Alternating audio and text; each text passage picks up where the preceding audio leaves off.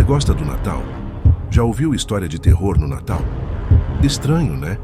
Mas senta aí e presta atenção, pois os próximos minutos irão mudar toda a sua percepção sobre o bom velhinho. No dia anterior ao que mudou tudo, João César acordou antes do sol com o mesmo propósito que vinha repetindo há 5 anos. Transformar o próprio cansaço em sorriso de criança por algumas horas e, com isso, pagar parte das contas que apertavam em casa.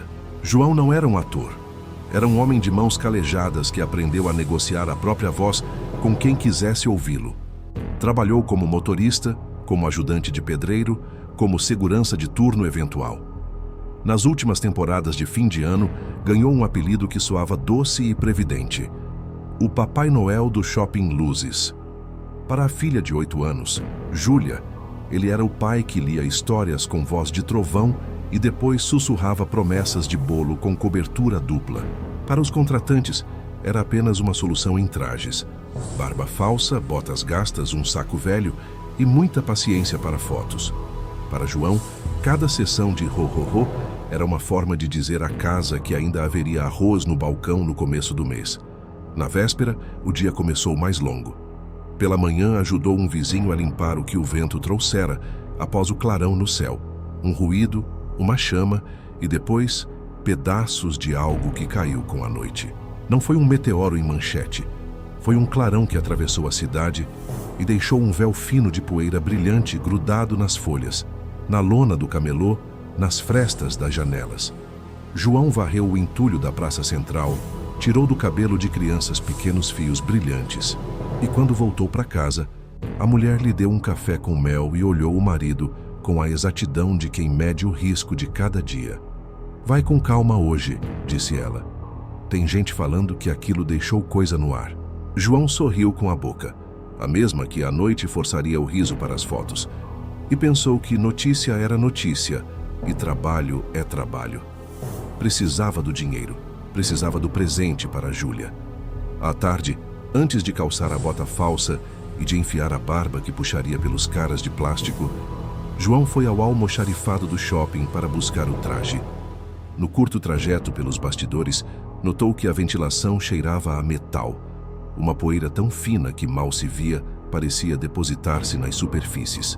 Um dos seguranças comentou, rindo para aliviar, que parecia que o céu tinha despejado cinza de máquina de costura. João riu junto e não pensou muito. Há trabalhos que ensinam a colocar a vida em suspensão, por um tempo medido, enquanto as luzes piscam e as crianças correm. Ele sabia fazer isso. Quando se vestiu, a calça vermelha, a jaqueta acolchoada, o cinto, a barba feita com cola quente, o gorro que já vira suor e chuva, não sentiu nada além da costumeira claustrofobia do tecido. A primeira foto, a primeira menina com 2 dentes de frente, ele foi o que sabia ser. Mão grande, voz macia, promessa curta. João cumpria o papel perfeito de pai que existe só nas fotos. Mas o véu, invisível ao olho sem lupa, tinha outras intenções. Em algum ponto, no forro do gorro, na costura que encostou na nuca, no fio solto do saco de pano, um microfilamento aderiu. Não foi um acontecimento dramático, não houve faísca azul. Foi um ponto de contato tão pequeno que o próprio corpo humano o trivializaria. Um pó tão fino que entrou entre a barba sintética e a pele, encontrou a umidade do suor e decidiu ancorar. Ao fim do primeiro turno, já depois das luzes de Natal se apagarem no fim do expediente, João foi para casa com o saco às costas e as fotos no celular. Parou numa lanchonete às 7 da noite para comer um sanduíche que mal mastigou. Foi a última refeição que saboreou sem um sabor que não fosse um apagão tênue, uma ponta de nostalgia, como se alguém tivesse passado uma fita com recordações em sua cabeça e ele tentasse entender quem eram aquelas almas que o assobiavam.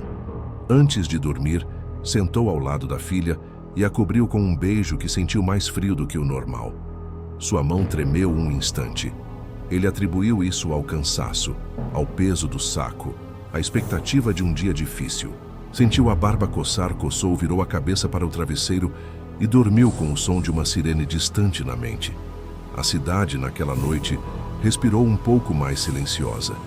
O véu tinha acabado de escolher sua casa. Acordou na madrugada com uma sensação que as palavras lutam para traduzir. Uma música fora de tempo, muito baixa, como alguém tocando um sino pelo lado interno da orelha. Era uma cadência que não pedia nada, só chamava. Ele levantou, foi ao banheiro, olhou a si mesmo no espelho com a barba torta e notou que a imagem estava ligeiramente duplicada, como se houvesse uma película fina a separar o rosto que conhecia do rosto que o via. Em frente ao espelho, no reflexo dividido, havia um movimento menor que o tremor normal. A pele perto da cervical parecia vibrar, uma ondulação quase imperceptível. João coçou a nuca. A coceira subiu até o ouvido e ele ouviu, ou acreditou ouvir, um sussurro que dizia o nome da filha. Bobagem que um pai imagina ser o próprio coração chamando para proteger. De noite, ele voltou a dormir e, enquanto dormia, o véu fazia o que sabia fazer: aprender o perfil, mapear as lembranças, encontrar as notas que fariam as pessoas confiar nele sem pensar. No dia seguinte, o shopping ficou lotado. Era véspera de fim de ano e todo mundo buscava o presente que pareceria amor. As luzes eram mais brilhantes, o cheiro das comidas era mais doce, e as filas para foto com o Papai Noel iam e vinham, como um concerto de expectativas. João sentou na cadeira forrada com manta que fingia neve e sorriu. No primeiro clique, a máquina estourou e uma menina deu um gritinho. Nas primeiras horas ele estava impecável. Punha a mão no ombro das crianças, ria, ouvia nomes, fingia segredos. Mas de quando em quando, entre um ho-ho-ho e outro, João sentia uma espécie de fome que não nomeava. Não fome de comida, fome de presença, uma necessidade de contato mais denso. Quando um sujeito da administração, bêbado pela festa da firma, encostou o braço no dele mais do que deveria. João reagiu com um movimento brusco. A mão que deveria apertar o braço para afastá-lo, apertou com força, e um arranhão lacerou a pele próxima ao cotovelo. O homem puxou o braço, olhou para o sangue e gritou. Ninguém achou natural. Alguém filmou. A primeira imagem do que viria a ser noticiário viral foi tremida, em câmera de celular. O Papai Noel com a boca manchada, o olhar que antes transmitia ternura, agora encobria algo que brilhava por trás. Um flash de pânico e depois outra foto. O habitante do véu, como alguns escolheriam chamar aliás por falta de palavra melhor, não adentra o corpo como invasor barroco. Ele se instala como tecido de memórias. Nas suas minúcias é um conjunto de filamentos de vidro e seda que aprendeu a se situar entre a camada epidérmica e a consciência. Não veio com força bruta, veio com sedução. O que ele sussurra não é comando violento. São lembranças que arrastam as pessoas para o que já foi seguro. Ele canta em frequência baixa e o ouvido que ouve é confundido com saudade. Para João, a primeira instrução foi um gesto quase paterno: abraçar. Para o habitante, um abraço era um mapa de contatos que poderia ser explorado. O homem que comprou um ingresso VIP à tarde agora sangrava. As crianças se retiravam. Os pais olhavam com aquele olhar que mistura negação e cálculo. E por fim, as pessoas começaram a correr. Quando a notícia se espalhou, a administração do shopping tentou controlar. Câmeras foram revistas, seguranças chamados. João foi isolado em um depósito porque parecia que passara mal.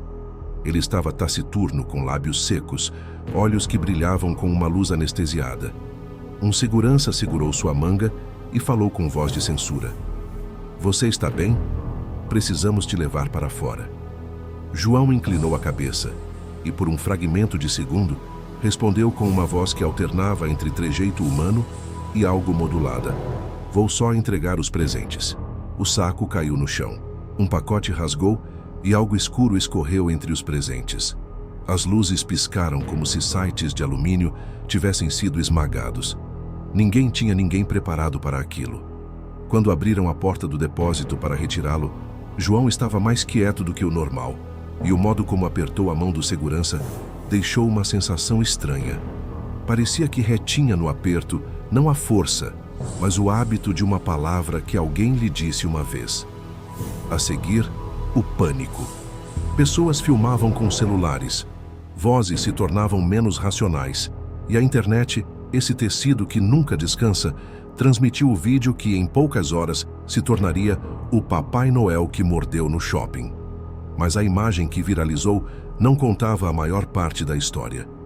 Não mostrava a semana inteira, não mostrava o homem que era pai, não mostrava a família que esperava. Mostrava apenas o frame do terror. A cidade reagiu em camadas. Houve quem quisesse linchar, houve quem quisesse socorrer, houve quem desejasse apagar tudo para que as marcas de medo não se tornassem lembranças. Entre as reações, o véu aprendeu. Ele sempre aprendia. Cada grito, cada passo, cada toque era dado como matéria de estudo. O habitante registrava e assimilava. E o que antes era um padrão, começou a se multiplicar. Nos dias que seguiram, relatos surgiram como manchas de óleo em água. Uma vizinhança onde um velho foi encontrado andando na rua em pijama, sem lembrar de como chegar à esquina. Uma creche onde gorros foram achados empilhados, todos com marcas de poeira metálica. Um táxi, cujo motorista sumira sem fechar a porta do carro. O véu trabalhava em silêncio, e o silêncio tem sua própria gramática de invasão. Quando o telefone toca e da outra ponta vem a voz de alguém que você ama, mas num tom que é quase a mesma voz e não é, o que você sente é sinal de alarme tão íntimo que pode paralisar. Foi assim que começaram as buscas, não só de corpos, mas de memórias. A polícia criou um grupo de controle improvisado, liderado pelo capitão Miguel, um homem de pulso firme que sempre acreditara que a organização sobrepujava o caos. Junto a ele, surgiu a doutora Soraya, infectologista do Hospital Municipal, que por formação não aceitava sobrenomes que soassem místicos. Ela viu nos exames algo que não cabia em protocolos. Ao microscópio eletrônico, os filamentos pareciam estruturas protocristalinas que se ancoravam em sinapses, e as leituras eletroencefalográficas dos pacientes contagiados mostravam uma cadência que mais lembrava música lenta do que convulsão. Não é um vírus que ataca o corpo, é um agente que reprograma a música das memórias, disse ela, e a expressão de todos os que ouviam enrijeceu. Reprogramar memórias era como ouvir que o próprio guarda-roupa poderia um dia decidir qual roupa você deveria ter usado. Enquanto os cientistas anotavam e a polícia tentava organizar rotas de evitação, as histórias particulares se desenrolavam em paralelo com uma crueza quase íntima. A família de João recebeu mensagens de desconhecidos, ofertas de ajuda e insultos. A filha viu uma montagem do pai com olhos brancos e não reconheceu a imagem. Viu o rosto dele em manchetes e perguntou no que havia pisado a vida para transformá-lo daquela maneira. A mulher, que tivera com o marido planos de uma reforma, sentia culpa por tê-lo insistido para que fosse trabalhar.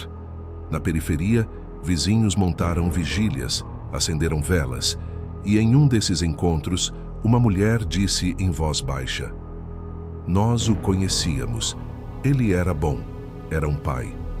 A fala cortou como faca, porque é sempre mais difícil aceitar que o estranho que nos dá alegria possa, em seguida, abrir a porta de nossa casa para um troço que nomeamos apenas por falta de vocabulário.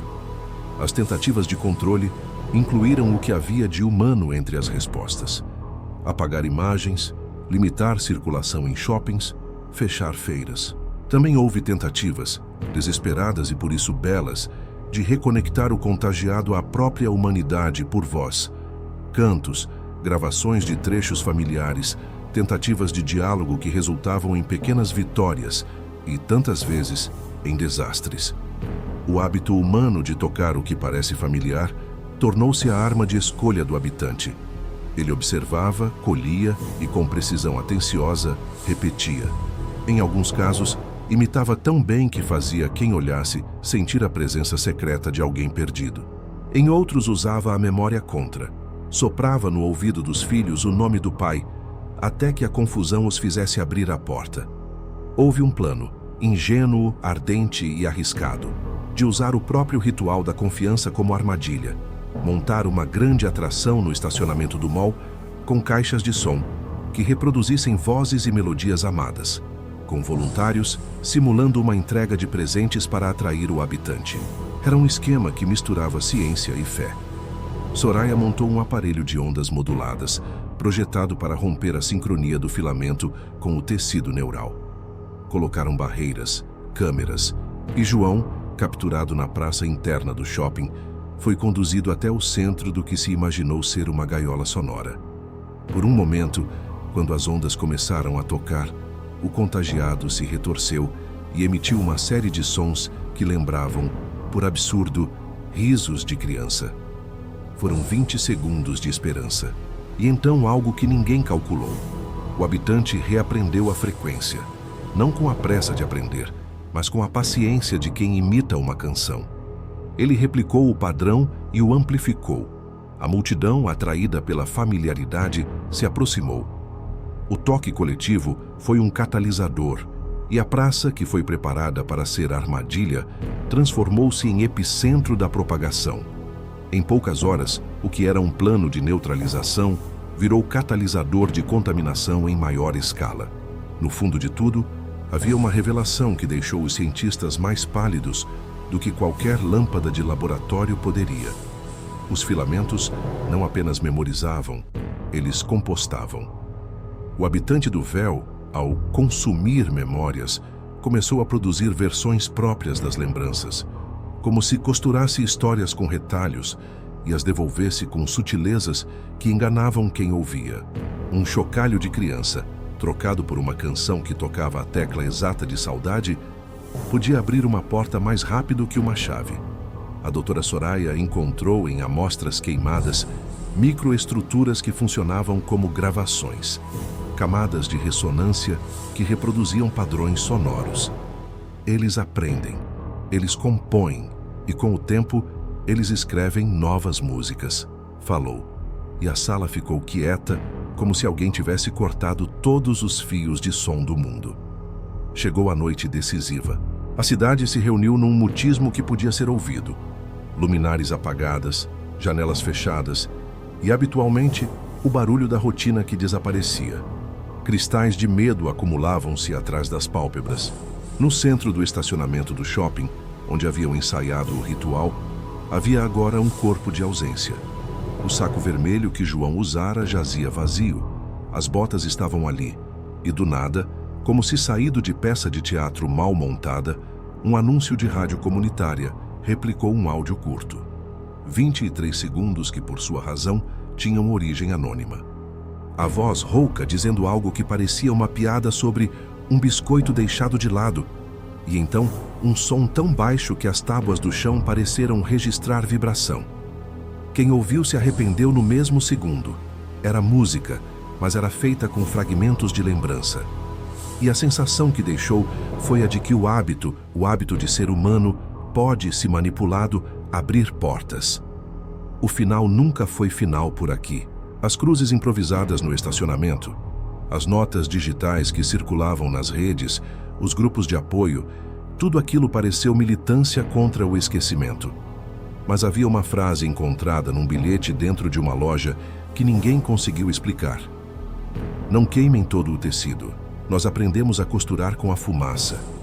A frase é um aviso, mais do que profecia.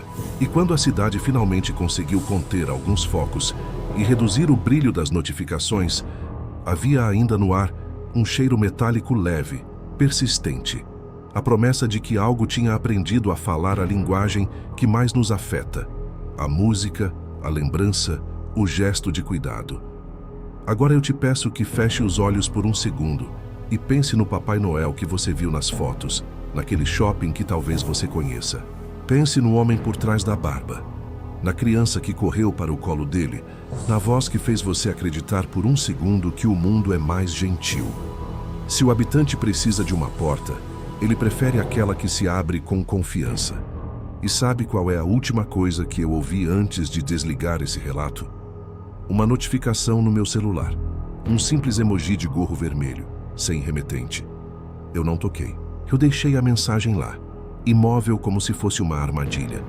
E fiquei pensando, e se o véu aprendeu a viver através de coisas que usamos para amar? E se o que nos protege, o cuidado, for também o que nos expõe? Não há ponto final aqui. Apenas um convite. Aperte o casaco da criança no seu colo. Confira o gorro mais uma vez.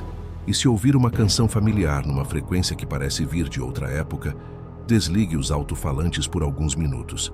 Às vezes, o silêncio protege. Às vezes, o silêncio é tudo o que resta entre o que fomos e o que ainda podem escrever com nossas memórias.